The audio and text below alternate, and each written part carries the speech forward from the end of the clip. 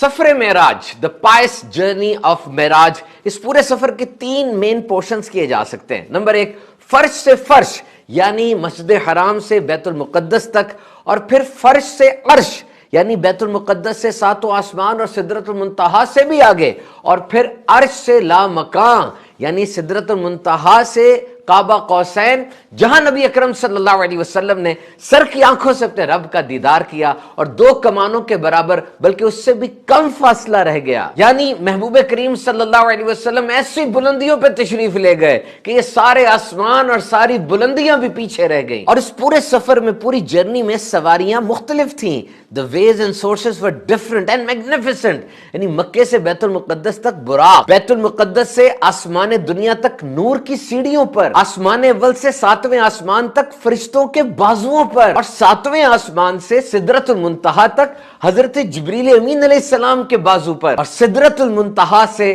کعبہ قوسین تک رف رف پر۔ And that was the fastest approach۔ جو سواریاں تھیں وہ ساری نورانی تھیں، اور واقعہ معراج most astonishing supremacy of holy prophet صلی اللہ تعالی علیہ وسلم، جس طرح قرآن مجید کو چیلنج نہیں کیا جا سکتا، اسی طرح واقعہ معراج کو بھی رہتی دنیا تک کوئی چیلنج نہیں کر سکتا۔ اور آج جدید دور میں تو سپیڈ کی بات کی جا رہی ہے، تیز ترین، فاسٹسٹ، اور ایسٹرو فزکس، اسپیس سائنس، یہ مون ٹریول کی بات کی جا رہی ہے۔ تو تیز ترین آبجیکٹ کیا ہے دنیا میں؟ سائنس کے مطابق وہ ہے لائٹ، روشنی۔ روشنی کی سپیڈ ہے 3 × 10⁻⁸ میٹر پر سیکنڈ، یعنی ایک دم آپ بتی جلائیں کیسے پھیل جاتی ہے؟ اس سے زیادہ تیز سپیڈ سائنس کے مطابق کسی کی نہیں ہے۔ اور یہ سورج جو ہم سے 147.7 ملین کلومیٹر دور ہے، اس سورج کی روشنی زمین تک 8 منٹ اور 2 سیکنڈ میں پہنچتی ہے۔ اور دنیا میں بھی انسان نے تیز ترین آبجیکٹس بنائے۔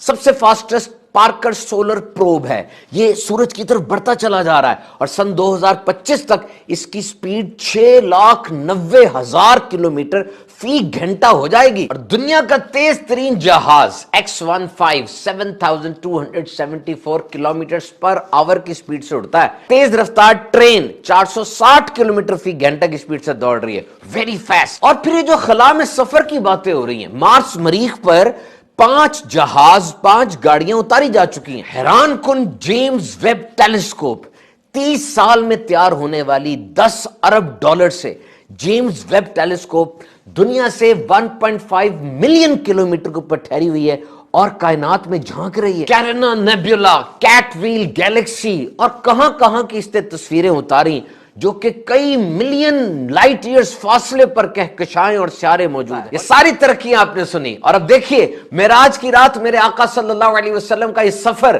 کہ حضور مسجد حرام سے مسجد اقصی تک آئے، پھر مسجد اقصی سے 7 آسمان، اوپر سدرۃ المنتہا، کعبہ قوسین، اپنے رب کا دیدار اپنے سر کی آنکھوں سے کیا، جنت اور دوزخ کے مشاہدات کیے، انبیاء سے ملاقاتیں، فرشتوں نے گریٹ کیا۔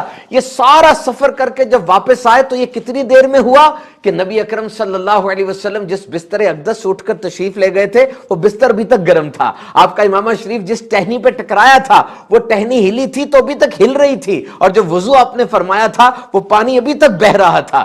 انسانی عقل میں یہ بات آتی نہیں نا، تو سوچو جب ایک معجزہ حضور کا سمجھ نہیں آ رہا، پوری ذات مصطفیٰ کیسے سمجھ میں آ سکتی ہے؟ اور پھر جب سفر معراج میں نبی اکرم صلی اللہ علیہ وسلم اتنی سپیڈ سے ٹریول فرما رہے ہیں تو اس وقت آپ کا سٹیٹس کیا ہے کہ انسانی جسم اتنی سپیڈ سے ٹریول کر رہا ہے؟ تو صاف ظاہر ہے کہ نبی اکرم صلی اللہ علیہ وسلم نے جو کھانا تناول فرمایا، پانی پیا، صحابہ کے ساتھ معاملات کیے، یہ تو بشر ہونے کی دلیل ہے، لیکن یہ لامقام پہ جانا، اتنی سپیڈ سے ٹریول کرنا، اپنے سر کی آنکھوں سے رب تعالیٰ کا دیدار کرنا، اور اس لامقام میں جہاں نہ ڈائریکشن ہے، نہ سپیس ہے، نہ میٹر ہے، ٹائم ہے، یہ سب کیا ہے؟ تو ثابت ہوا کہ بشریت ہے تو کمال کی ہے، اور نورانیت ہے تو وہ بھی کمال کی ہے کہ وہ مقام جہاں نوریوں کے سردار حضرت جبریل امین علیہ السلام رک جاتے ہیں، میرے آقا صلی اللہ علیہ وسلم اس سے بھی آگے بڑھ جاتے ہیں۔ اور واقعہ معراج سے یہ بھی حکمت پتہ چلی کہ یہ ایسٹرو فزکس، یہ آسمان، یہ تارے، یہ چاند، یہ سب انسان کی دسترس میں ہے. انسان تیز ترین رفتار سے چلنے والی اسپیس شپ راکٹس بنا سکتا ہے اور وہاں تک پہنچ سکتا ہے. اور سورہ رحمان میں رب تعالیٰ فرماتا ہے اے جنوں انسانوں کے گروہ اگر تم سے ہو سکے تو آسمانوں اور زمین کے کناروں سے نکل جاؤ اور نکل کر جہاں جاؤ گے اسی کی سلطنت ہے. تو تم اپنے رب کی کون کون سی نعمت کو جھٹلاؤ.